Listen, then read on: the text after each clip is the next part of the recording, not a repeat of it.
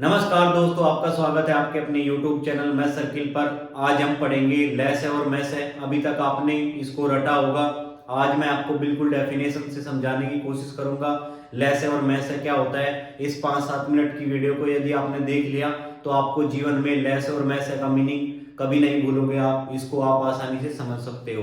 तो आइए हम स्टार्ट करते हैं। सबसे पहले लेस है और मैस है जानने से पहले हमें अपवर्तक या विभाजक यानी कि फैक्टर के बारे में पता होना चाहिए क्या होता है। फिर हमें पता होना चाहिए अपवर्त्य यानी कि गुणज मल्टीपल क्या होता है। तो सबसे पहले मैं अपवर्तक के बारे में बात करता हूँ। जैसे हमने कोई भी संख्या लिखी 10, यानी कि 10 किस किस संख्याओं से पूरा पूरा कट जाता है, उसको हम क्या बोलते हैं, 10 के अपवर्तक या विभाजक होते हैं।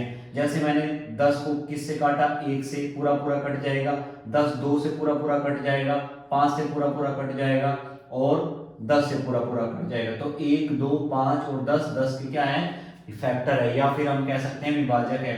जैसे हमने लिखा 9, 9 के हमने फैक्टर लिखे यानी कि विभाजक लिखे।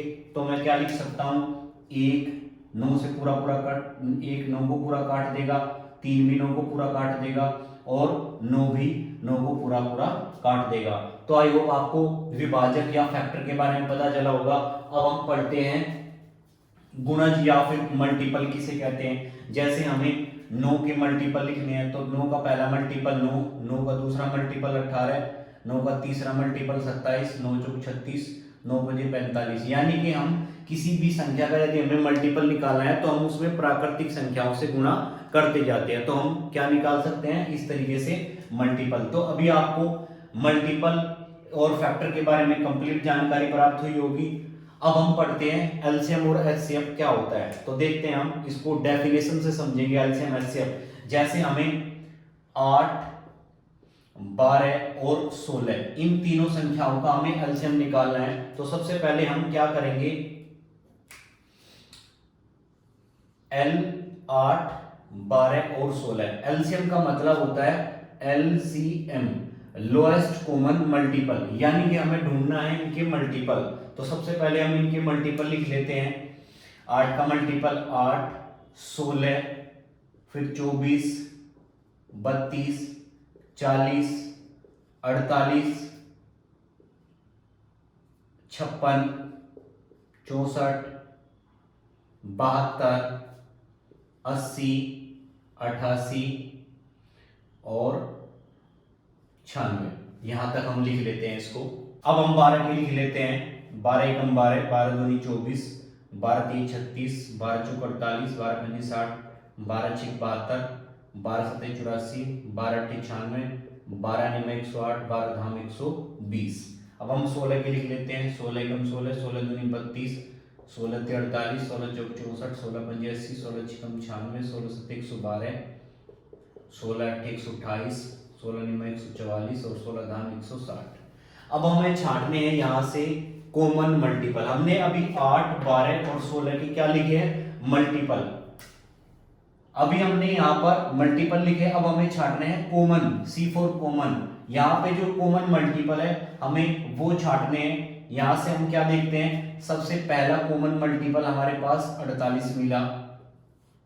इसके बाद हम देखते हैं, इसके बाद हमें कॉमन मल्टीपल मिला यहाँ पे 96, और भी इसके बाद कॉमन मल्टीपल हमें मिलते चले जाएंगे। यानी कि कॉमन मल्टीपलों को हम बोलते हैं समापवर्त्य। क्या बोलते हैं हम, समापवर्त्य। हमें क्या क्या मिले, 48 और 96। इसके बाद भी हमें मिल सकते हैं, हमने संख्या नहीं लिखी। तो हमें कॉमन मल्टीपल क्या क्या मिले, समान अपवर्त्य 48 96। तो जो सबसे छोटा यानी कि लोएस्ट, जो सबसे छोटा लघुत्तम होगा इन मल्टीपलों में, इन समापवर्त्यों में जो सबसे छोटा होगा वही इनका क्या बन जाएगा, एलसीएम। तो ये होता है एलसीएम। अब हम पढ़ेंगे एचसीएफ क्या होता है डेफिनेशन से। हमें 8 12 और 16 का हमें क्या निकालना है, एचसीएफ, यानी कि एचसीएफ हाईएस्ट कॉमन फैक्टर। अब हम करेंगे बात फैक्टर की यानी कि विभाजक की।